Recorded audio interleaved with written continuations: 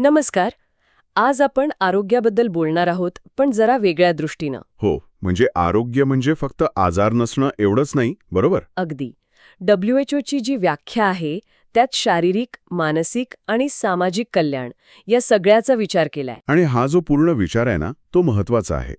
विशेषतः NDA सारख्या अकॅडमीमध्ये, जिथे कॅडेट्सना खूप कठोर ट्रेनिंगमधनं जावं लागतं. हो, तिथे शारीरिक आणि मानसिक ताण खूप असतो. त्यामुळे त्यांच्यासाठी आरोग्याच्या या सगळ्या बाजू महत्त्वाच्या ठरतात. बरोबर. आणि म्हणूनच मग संतुलित आहार, वैयक्तिक स्वच्छता, व्यायाम, पुरेशी विश्रांती या सगळ्या गोष्टी येतात. आणि अर्थातच आजारांबद्दल माहिती असणं, प्रतिबंधात्मक उपाय माहीत असणं, जसं की लसीकरण वगैरे, हे पण महत्त्वाचं. नक्कीच. तर आज आपण याच गोष्टींवर म्हणजे सामान्य आजार, त्यांची कारणं काय आहेत, ते पसरतात कसे आणि महत्त्वाचं म्हणजे त्यांना थांबवायचं कसं, यावर जरा सविस्तर बोलूया. बरं. आपलं लक्ष जास्त करून संसर्गजन्य रोगांवर असेल, म्हणजे जे एकाकडून दुसऱ्याकडे पसरतात. हो, जे कम्युनिटीमध्ये म्हणजे जिथे लोक एकत्र राहतात, तिथे पटकन पसरू शकतात. अगदी. यासाठी आपण आपल्या नेहमीच्या बायोलॉजीच्या पुस्तकांमधली माहिती वापरणार आहोत. उद्देश हाच की ही माहिती सोप्या भाषेत समजून घ्यायची आणि प्रतिबंध कसा करायचा यावर भर द्यायचा. बरोबर. कारण प्रतिबंध महत्वाचा आहे, वैयक्तिक आरोग्यासाठी पण आणि सामूहिक आरोग्यासाठी सुद्धा. सुरुवात करूया, रोग म्हणजे नेमकं काय? सोप्या भाषेत सांगायचं तर आपलं शरीर जसं नॉर्मली काम करतं, त्यात काही अडथळा आला की त्याला पण रोग म्हणू शकतो. हा अडथळा कशामुळे येतो? अनेक कारणं असू शकतात. म्हणजे रोगजंतू असू शकतात, बॅक्टेरिया, व्हायरस वगैरे, किंवा मग चुकीचा आहार, आनुवंशिकता, कधीकधी पर्यावरणातील घटक, असं काही. आणि याचे मुख्य प्रकार कोणते? तसं बघायला गेलं तर मोठे 3 गट करता येतील. एक म्हणजे संसर्गजन्य रोग, जे आपण बोललो तसे रोगजंतूमुळे होतात आणि पसरतात. जसं सर्दी, TB. हो. दुसरे असंसर्गजन्य, म्हणजे डायबिटीज, कॅन्सर, हे एकाकडून दुसऱ्याला लागत नाहीत. आणि तिसरे म्हणजे अनुवंशिक विकार, जे आपल्याला आईवडिलांकडून मिळतात. हिमोफिलिया किंवा सिकल सेल ॲनेमियासारखे. अच्छा.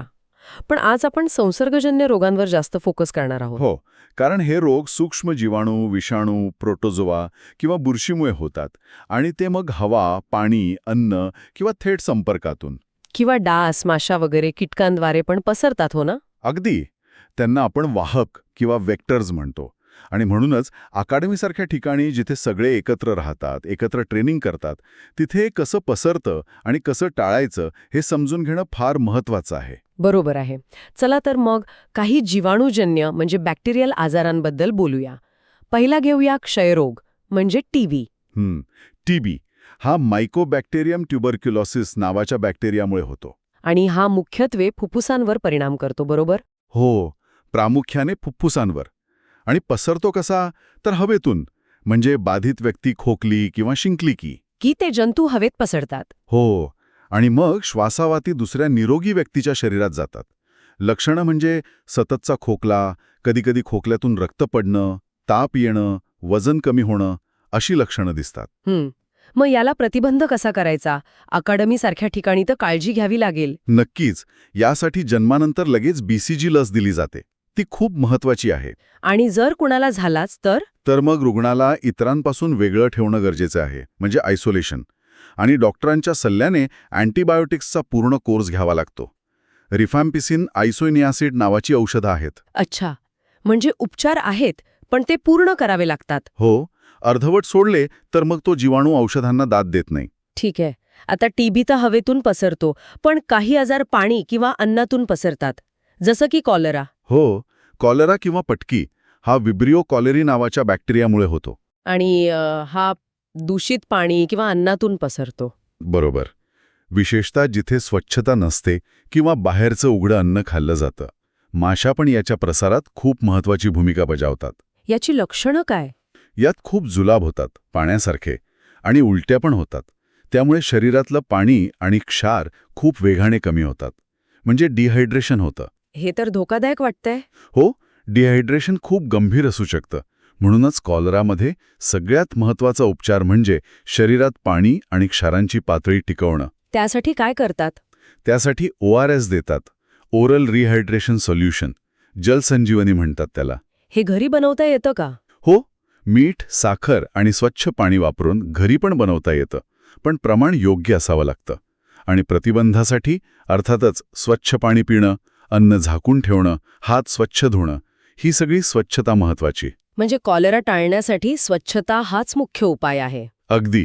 आता तिसरा जीवाणूजन्य आजार जो मला वाटतं ट्रेनिंगच्या दृष्टीने महत्वाचा असू शकतो, तो म्हणजे धनुर्वात, बरोबर. म्हणजे टिटॅनस. बरोबर. कारण ट्रेनिंगमध्ये मैदानी खेळात जखमा होण्याची शक्यता असते. हो ना. मग धनुर्वात कसा होतो? हा क्लॉस्ट्रिडियम टिटॅनी नावाच्या जीवाणूमुळे होतो. हे जीवाणू सहसा मातीत, धुळीत किंवा गंजलेल्या वस्तूंवर आढळतात. आणि ते जखमेतून शरीरात जातात. हो. विशेषतः खोल जखम असेल किंवा गंजलेल्या काहीतरी लागलं असेल तर त्यातून हे जीवाणू आत शिरतात आणि मग ते एक विषारी पदार्थ तयार करतात, ज्याला टॉक्सिन म्हणतात. त्यामुळे काय होतं? त्यामुळे स्नायू आखडतात. सगळ्यात कॉमन लक्षण म्हणजे जबडा जखडतो, ज्याला लॉकजॉ म्हणतात. आणि मग संपूर्ण शरीराचे स्नायू पण आखडू शकतात. बापरे, हे तर खूपच गंभीर आहे. मग प्रतिबंध काय? सगळ्यात महत्वाचं म्हणजे कोणतीही जखम, विशेषतः मातीत खेळताना किंवा ट्रेनिंगमध्ये झाली तर ती स्वच्छ करून लगेच वैद्यकीय सल्ला घ्यायचा. गरज वाटल्यास डॉक्टर ATS म्हणजे अँटी टिटॅनस सिरमचं इंजेक्शन देतात. आणि लहानपणी जी DTTची लस देतात त्याचं काय? हो, DPT लसीकरणामुळे धनुर्वातापासून बरंच संरक्षण मिळतं. त्यामुळे लसीकरण पूर्ण असणं महत्वाचं आहे. आता ह्या तिन्ही आजारांवरून एक गोष्ट लक्षात येते. जीवाणू हे बाहेरून येतात आणि त्यांना रोखण्यासाठी स्वच्छता, लसीकरण हे महत्वाचे उपाय आहेत. आणि जर संसर्ग झालाच तर आपल्याकडे अँटीबायोटिक्स आहेत. हो, पेनिसिलिनचा शोध लागला, फ्लेमिंगने लावला. तो एक मोठा टप्पा होता वैद्यकीय क्षेत्रात. नक्कीच. पण हे लक्षात ठेवायला हवं की अँटीबायोटिक्स फक्त जीवाणूंवरच काम करतात, विषाणूंवर नाही. हा मुद्दा महत्वाचा आहे. आता आपण विषाणूजन्य म्हणजे व्हायरल आजारांकडे वळूया. विषाणू आणि जीवाणू यात नेमका फरक काय असतो? विषाणू हे जीवाणूंपेक्षा खूपच लहान असतात आणि ते स्वतःहून वाढू शकत नाहीत. त्यांना वाढायला आणि त्यांची संख्या वाढवायला दुसऱ्या जिवंत पेशींची गरज लागते. म्हणजे ते आपल्या शरीरातल्या पेशींमध्ये शिरतात. अच्छा, म्हणजे ते परजीवीसारखे झाले. अगदी. ते पेशींवर ताबा मिळवतात आणि स्वतःच्या प्रती तयार करायला लावतात. म्हणूनच त्यांच्यावर अँटीबायोटिकचा परिणाम होत नाही, कारण अँटीबायोटिक्स पेशींच्या बाहेरच्या जीवाणूंना मारतात. मग विषाणूजन्य आजारांचं एखादं सामान्य उदाहरण? सगळ्यात कॉमन म्हणजे इन्फ्लुएन्झा किंवा फ्लू. हा कसा पसरतो? हा पण TB सारखाच हवेतून पसरतो. म्हणजे शिंकण्या फोकण्यातून जे थेंब बाहेर पडतात त्यातून. मिक्सोव्हायरस इन्फ्लुएंजी नावाचा विषाणू असतो तो. लक्षणं आपल्याला माहीत आहेत: ताप, डोकेदुखी, घसाखाऊ होणं, अंगदुखी वगैरे. याची काही लस आहे का? फ्लूचा विषाणू सतत बदलत असतो, म्युटेट होत असतो. त्यामुळे एखादी कायमस्वरूपी लस बनवणं अवघड आहे. दरवर्षी नवीन स्ट्रेननुसार लस येते, पण सार्वत्रिक नाही. मग प्रतिबंधासाठी काय करायचं? स्वच्छता, हात वारंवार धुणे, गर्दीच्या ठिकाणी शक्यतो जाणं टाळणे किंवा मास्क वापरणे. ठीक आहे. आता दुसरा एक विषाणूजन्य आजार जो दूषित अन्न पाण्याशी संबंधित आहे, हिपॅटायटिस A म्हणजे सामान्य भाषेतली कावीळ. हो, हेपॅटायटिस म्हणजे यकृताला म्हणजे लिव्हरला सूज येणं. याचे अनेक प्रकार आहेत, A, B, C वगैरे. त्यातला A प्रकारचा हिपॅटायटिस विषाणू दूषित अन्न किंवा पाण्यामुळे पसरतो. म्हणजे हा पण कॉलरासारखाच पसरतो का? हो, त्याचा मार्ग तोच आहे. म्हणजे रोग्याच्या विष्ठेतून विषाणू बाहेर पडतात आणि ते मग अस्वच्छ हाताळणीमुळे पाण्यात किंवा अन्नात मिसळून दुसऱ्याच्या पोटात जातात. याची लक्षणं काय? यकृतावर परिणाम होतो म्हणजे नक्की काय होतं? ताप येतो, मळमळतं, भूक लागत नाही आणि सगळ्यात महत्त्वाचं लक्षण म्हणजे त्वचा आणि डोळ्यांचा पांढरा भाग पिवळा दिसू लागतो. त्यालाच आपण कावीळ म्हणतो. यावर प्रतिबंध? परत तेच, स्वच्छता, पाणी उकळून पिणं, अन्न नीट शिजवणं, वैयक्तिक स्वच्छता ठेवणं. हेपॅटायटिस B साठी लस उपलब्ध आहे, जी खूप प्रभावी आहे. आता एका वेगळ्या प्रकारच्या विषाणूजन्य धोक्याबद्दल बोलूया, रेबीज. अकादमी परिसरात किंवा बाहेर भटक्या प्राण्यांचा धोका असू शकतो. हो, रेबीज हा रॅब्डो व्हायरसमुळे होतो. आणि हा पसरतो कसा? फक्त कुत्रा चावल्यानेच होतो का? नाही, कुत्रा, मांजर, माकड किंवा इतर कोणताही सस्तन प्राणी जो पिसाळलेला आहे त्याच्या चावण्याने किंवा त्याची लाळ जर आपल्या जखमेवर लागली तर हा पसरू शकतो. आणि हा धोकादायक काय आहे? कारण हा विषाणू थेट आपल्या मज्जासंस्थेवर म्हणजेच नर्वस सिस्टमवर हल्ला करतो. आणि एकदा का त्याची लक्षणं दिसायला लागली, जसं की पाण्याची भीती वाटणं, ज्याला हायड्रोफोबिया म्हणतात, तीव्र डोकेदुखी, ताप किंवा हा जवळजवळ नेहमीच जीव घेणा ठरतो. अरे देवा. मग याला प्रतिबंध कसा करायचा? प्रतिबंध हाच एकमेव उपाय आहे. जर एखाद्या संशयित प्राण्याने चावा घेतला तर जखम ताबडतोब साबणाने आणि भरपूर पाण्याने धुवायची, कमीत कमी 15 मिनिटं. आणि मग लगेच डॉक्टरकडे जायचं. डॉक्टर गरजेनुसार रेबीज प्रतिबंधक लस आणि इम्युनोग्लोबुलिन देतात. हे उपचार वेळेवर सुरू करणं अत्यंत महत्त्वाचं आहे. आणि हो, पाळीव कुत्र्या मांजरांचं लसीकरण करणंही तितकंच महत्त्वाचं. खरंय. आता डासांमुळे पसरणाऱ्या आजारांबद्दल बोलूया. डेंग्यू सध्या खूप ऐकायला मिळतो. हो, डेंग्यू ताप हा विषाणूजन्य आहे आणि तो पसरतो एडिस इजिप्टी नावाच्या डासाच्या मादीमुळे. ही डास ओळखायची कशी?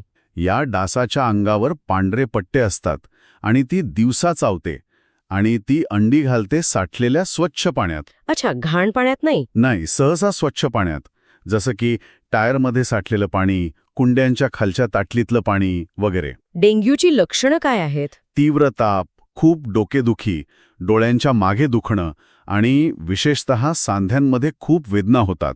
म्हणूनच त्याला ब्रेक बोन फीवर असंही म्हणतात. आणि यात प्लेटलेट्स कमी होतात असं ऐकलंय. ते काय आहे? हो, गंभीर प्रकारच्या डेंग्यूमध्ये रक्तातील प्लेटलेट्स म्हणजे रक्त गोठायला मदत करणाऱ्या पेशी, त्यांची संख्या खूप कमी होऊ शकते. त्यामुळे रक्तस्राव होण्याचा धोका असतो. मग उपचार काय? ताप आणि अंगदुखीसाठी पॅरासिटामॉल देतात, भरपूर पाणी प्यायला सांगतात आणि जर प्लेटलेट्स खूप कमी झाल्या तर रुग्णालयात दाखल करून प्लेटलेट्स द्यावा लागतात. म्हणजे डासांची उत्पत्ती थांबवणं हाच मुख्य प्रतिबंध आहे. अगदी. आपल्या आसपास पाणी साठू न देणं, कूलरमधलं पाणी नियमित बदलणं, डास प्रतिबंधक वापरणं, कारण हेच डास चिकनगुनिया पसरवतात. आता एका गंभीर आणि वेगळ्या संसर्गाबद्दल बोलूया, एड्स. एड्स म्हणजे ॲक्वायर्ड इम्युनोडेफिशियन्सी सिंड्रोम. हा होतो HIV म्हणजे ह्युमन इम्युनोडेफिशियन्सी व्हायरस नावाच्या विषाणूंमुळे. हा विषाणू काय करतो नक्की? HIV हा एक रेट्रोव्हायरस आहे. म्हणजे तो आपल्या रोगप्रतिकार शक्तीच्या पेशींवर, विशेषतः टी हेल्पर पेशींवर हल्ला करतो. आणि त्यांना नष्ट करतो. हो, हळूहळू त्यांची संख्या कमी करतो. त्यामुळे आपल्या शरीराची इतर जंतूंशी लढण्याची क्षमता कमी होत जाते. म्हणूनच त्याला ॲक्वायर्ड इम्युनोडेफिशियन्सी म्हणतात, म्हणजे मिळवलेली प्रतिकार शक्तीची कमतरता. याचा प्रसार कसा होतो? आज वर्षांनी पसरतो का? नाही, अजिबात नाही. HIVचा प्रसार फक्त 4 मुख्य मार्गांनी होतो. 1. असुरक्षित लैंगिक संबंध. 2. संक्रमित व्यक्तीचं रक्त किंवा रक्तघटक वापरल्यास. 3. संक्रमित सुया किंवा सिरिंज वापरल्यास, जसं ड्रग्ज घेणारे वापरतात. आणि 4. बाधित आईकडून तिच्या बाळाला, गर्भात असताना, जन्मावेळी किंवा स्तनपानातून. म्हणजे रोजच्या संपर्कातून, एकत्र जेवल्याने किंवा डास चावल्याने हा पसरत नाही? नाही, याबद्दल खूप गैरसमज आहेत. याची लक्षणं काय असतात आणि यावर उपचार आहेत का? सुरुवातीला अनेक वर्ष काहीच लक्षणं दिसत नाहीत. पण जसजशी प्रतिकारशक्ती कमी होते तसतसं वजन कमी होणं, सतत ताप येणं, जुलाब होणं किंवा इतर जंतूंमुळे होणारे आजार, ज्यांना संधिसाधू संसर्ग म्हणतात, वारंवार होऊ लागतात. निदान कसं करतात? रक्ताच्या चाचण्या आहेत. ELISA, ELISA आणि वेस्टर्न ब्लॉट किंवा TCR, PCR. आणि उपचार? एड्स पूर्णपणे बरा करण्याचा उपचार अजून सापडलेला नाही. पण अँटीरेट्रोव्हायरल थेरपी, ART नावाची औषधं आहेत. या औषधांनी रक्तातल्या विषाणूंची संख्या खूप कमी ठेवता येते, प्रतिकारशक्ती टिकवून ठेवता येते आणि आयुष्यमान वाढवता येतं. म्हणजे औषधं आयुष्यभर घ्यावी लागतात? हो, आणि प्रतिबंधासाठी सुरक्षित लैंगिक संबंधांबद्दल जागरूकता, रक्त देण्यापूर्वी त्याची तपासणी, निर्जंतुक सुयांचा वापर हे खूप महत्त्वाचं आहे. तर आपण पाहिलं की विषाणू पेशींच्या आत वाढतात म्हणून त्यांच्यावर अँटीबायोटिक्स चालत नाहीत. अनेक विषाणूजन्य आजारांसाठी लसीकरण हाच उत्तम प्रतिबंध आहे. जसं पोलिओसाठी साबींची तोंडी लस, गोवर, गलगंड, रुबेलासाठी MMR लस. आणि काही आजारांसाठी डासांसारख्या वाहकांवर नियंत्रण ठेवणं महत्वाचं आहे. बरोबर. आता जीवाणू आणि विषाणूंव्यतिरिक्त अजूनही काही प्रकारचे रोगजंतू आहेत ना, जसं प्रोटोझोआ, कृमी, बुरशी. थोडक्यात सांगाल का? हो. प्रोटोझोआ म्हणजे एकपेशीय जीव. त्याने होणारा सगळ्यात महत्त्वाचा आजार म्हणजे मलेरिया. हा, पण डासांमुळेच होतो ना? हो, पण वेगळ्या प्रकारच्या डासामुळे ॲनोफिलीस डासाची मादी, ती प्लाझ्मोडियम नावाचा प्रोटोझोआ पसरवते. यात थंडी वाजून ताप येतो. सिंकोना झाल्याच्या सालीपासून मिळणारं क्विनाईन हे यावरचं जुनं औषध आहे. आणि क्रोमी? कृमींमुळे होणारा एक महत्त्वाचा आजार म्हणजे हत्तीरोग किंवा फायलेरियासिस हा वुचेरिया बँक्रॉफ्टी नावाच्या सूक्ष्मकृमीमुळे होतो आणि तो क्युलेक्स डासामुळे पसरतो. यात पाय किंवा शरीराचे इतर भाग प्रचंड सुजतात. आणि बुरशी? बुरशीमुळे मुख्यत्वे त्वचेचे आजार होतात, जसं नायटा किंवा गजर करणं, ज्याला रिंगवर्म म्हणतात, किंवा पायांच्या बोटांमध्ये होणारा ॲथलीट्स फूट. हे सहसा दमट हवामान किंवा अस्वच्छतेमुळे किंवा एकमेकांचे कपडे टावेल वापरल्याने पसरतात. अच्छा, म्हणजे रोगजंतू किती प्रकारचे आहेत? हा. या सगळ्यांशी लढायला आपलं शरीर काहीतरी करत असेलच ना? हा. प्रतिकार शक्ती म्हणजे काय? नक्कीच, आपल्या शरीराची स्वतःची एक संरक्षण यंत्रणा आहे, जिला आपण प्रतिकार शक्ती किंवा इम्युनिटी म्हणतो. याचे 2 मुख्य प्रकार आहेत. कोणते? एक आहे जन्मजात प्रतिकार शक्ती. ही आपल्याला जन्मापासून मिळालेली असते. जसं आपली त्वचा ती जंतूंना आत यायला अडवते. आपल्या श्वसन मार्गातले केस आणि चिकट पदार्थ, पोटातलं ॲसिड जे जंतूंना मारतं, हे सगळे पहिल्या फळीचे सैनिक आहेत. ते कोणत्याही जंतूला ओळखल्याशिवाय अडवण्याचा प्रयत्न करतात. आणि दुसरी कोणती? दुसरी आहे अर्जित प्रतिकारशक्ती. ही आपण आयुष्य जगत असताना मिळवतो. जेव्हा एखादा नवीन रोगजंतू आपल्या शरीरात पहिल्यांदा येतो, तेव्हा आपली सिस्टीम त्याला ओळखते, त्याच्याशी लढायला शिकते आणि त्याला लक्षात ठेवते. लक्षात ठेवते म्हणजे काय? म्हणजे मेमरी. समजा तोच जंतू काही काळानंतर पुन्हा आपल्या शरीरात आला, तर आपली प्रतिकारशक्ती त्याला लगेच ओळखते आणि पहिल्या वेळेपेक्षा जास्त वेगाने आणि जास्त प्रभावीपणे त्याच्यावर हल्ला करते. लसीकरण ह्याच तत्वावर काम करतं. अच्छा, लस म्हणजे त्या जंतूची ओळख परेड असते एक प्रकारे. अगदी तसंच. ती शरीराला धोकादायक जंतूची ओळख करून देते, पण आजारी न पाडता. म्हणजे खरं इन्फेक्शन झाल्यावर शरीर तयार असतं. यात त्या बी पेशी आणि टी पेशी काय करतात? हो, त्या महत्वाच्या आहेत. बी लिम्फोसाइट्स अँटीबॉडीज नावाचे प्रोटीन तयार करतात. हे अँटीबॉडीज रक्तात फिरतात आणि जंतूंना चिकटून त्यांना निकामी करतात. आणि टी पेशी? टी लिम्फोसाइट्स 2 प्रकारची कामं करतात. काही टी पेशी थेट त्या पेशींवर हल्ला करतात ज्यांच्या आत जंतू शिरलेले आहेत, आणि काही टी पेशी इतर प्रतिकार पेशींना मदत करतात, म्हणजे लढाईचं नियोजन करतात असं म्हणूया. एडवर्ड जेन्नरने देवीची लस शोधली. तो या अर्जित प्रतिकारशक्तीच्या अभ्यासातला महत्वाचा टप्पा होता. म्हणजे आपलं शरीर खरंच खूप हुशार आहे. या सगळ्या चर्चेतून मला एक गोष्ट परत परत जाणवतेय की प्रतिबंध करणं हे उपचार करण्यापेक्षा कधीही चांगलं. 100%. Prevention is better than cure. तर अकाडेमीच्या संदर्भात मुख्य प्रतिबंधात्मक उपाय कोणते म्हणता येतील? दुसरं? वैयक्तिक स्वच्छता. रोज आंघोळ करणं आणि जेवणाआधी आणि शौचानंतर हात साबणाने स्वच्छ धुणं. तिसरं? परिसर स्वच्छता. आपलं हॉस्टेल, मेस, ट्रेनिंगची जागा स्वच्छ ठेवणं. कचऱ्याची योग्य विल्हेवाट लावणं. पाणी आणि अन्नाबद्दल काय? पिण्यासाठी नेहमी सुरक्षित स्वच्छ पाणी वापरायचं. शक्य असल्यास उकळून किंवा फिल्टर केलेलं. अन्न ताजं, व्यवस्थित शिजवलेलं आणि झाकून ठेवलेलं असावं. आणि डास? डासांचं नियंत्रण. पाणी साठू न देण्या, गरज पडल्यास मच्छरदाणी किंवा रिपेलेंट वापरणं. आणि सगळ्यात महत्वाचं म्हणजे जागरूकता. या आजारांबद्दल, ते कसे पसरतात आणि कसे टाळायचे याबद्दल योग्य माहिती असणं आणि त्यानुसार वागणं. हो, कारण अकादमीसारख्या ठिकाणी जिथे सगळे एकत्र राहतात, तिथे ही फक्त वैयक्तिक नाही तर एक प्रकारची सामूहिक जबाबदारी आहे. अगदी बरोबर. एकाच्या चुकीमुळे किंवा निष्काळजीपणामुळे इतरांना धोका होऊ शकतो. आणि या सगळ्या उपायांव्यतिरिक्त आपण सुरुवातीला जे बोललो, म्हणजे संतुलित आहार, नियमित व्यायाम, पुरेशी झोप. हो, या गोष्टी आपली नैसर्गिक प्रतिकारशक्ती चांगली ठेवतात.